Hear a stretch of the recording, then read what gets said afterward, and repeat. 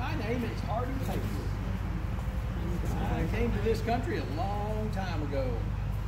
I did a lot of things in my life. You might call me a Renaissance man, or at least a jack of all trades. I was a gold miner, farmer, a miller, had a tavern for a while. But you know, if you remember me at all, you might remember me because I was a ferryman, helping people across the river for a while. Let me tell you my story. I was born in 1785 up in North Carolina. But when I was a young man, my father decided to move us, our family, to Putnam County in Georgia. That's down east of here, towards Augusta. My father died in 1822. He left me substantial land holdings up this way. So I moved my wife Lucy and our 4 children up here, and we made a go of it. And when I say up here, I mean right here. I had a cabin for a while on this property. It was rough in the early days.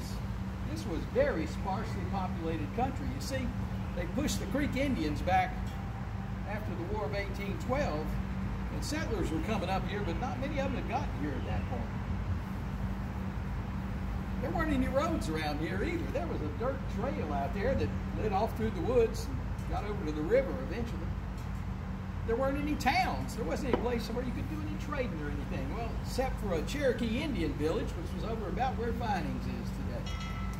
The Cherokees, they had a few things we'd want. They had some cattle, cheese, and they did have a ferry, so you could get across the river. I could go over and trade with them, or try to. I remember one time we got mad at each other, and they just told me to leave. They didn't want anything to do with it. They didn't give me a ferry ride back across the river. I had to swim across.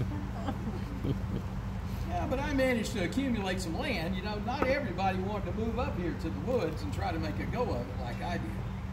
So a lot of people won land in the lottery, but then didn't want to come up here. I might have had as much as 10,000 acres at one time.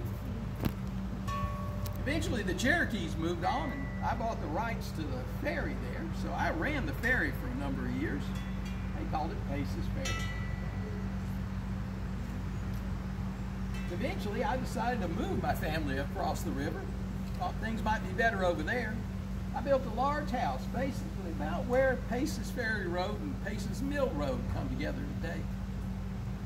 I had a lot of business activity there. I did farming, I had a grist mill, had a tavern, so people, if they were thirsty after taking that long ferry ride across the river, they could stop and have a little liquid refreshment. Those were the good times for us. The bad times came in 1864, Civil War. After he wintered in Chattanooga, General Sherman and 100,000 troops came down this way intent on capturing Atlanta. Well, after the battle at Kennesaw Mountain, they flooded into Vinings, getting ready to cross the river for their final assault. General Oliver O. Howard, one of Sherman's top commanders, he spent almost a week in my house, had his headquarters there for a while. Then those Yankees moved across the river. By the time they cleared out, they decided they didn't like my house so much, so they burned it to the ground. I wasn't there to see that. When we saw that the fighting was headed our way that spring, we did what they called refugee. We went down to Milledgeville. We were there during the fight. That's where I passed away. In December of 1864, I was 79 years of age. They brought my remains back to Vinings, and I'm buried in the Paces family cemetery there, along with my wife and Lucy and my son Bushrod and a number of other family members. It's up on the top of Mount Wilkinson, they call it, right there where it got a great view of everything around it. My son Solomon, he came back to our property after the war. He survived the war. He built a house there. It's not nearly as big as the house I had, but it's still around. It's actually managed by the Vinings Historical Society today. They take care of it, so you can go see it if you want to.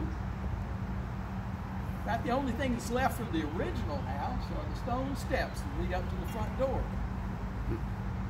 Guess those Yankees couldn't figure out a way to burn those. The ferry lasted for a while too, up until about 1904. they built a steel bridge across the river not too far away, and there wasn't as much need for a ferry, so it went out of operation. About all that's left of us around here that you might see or hear of is names on a few streets.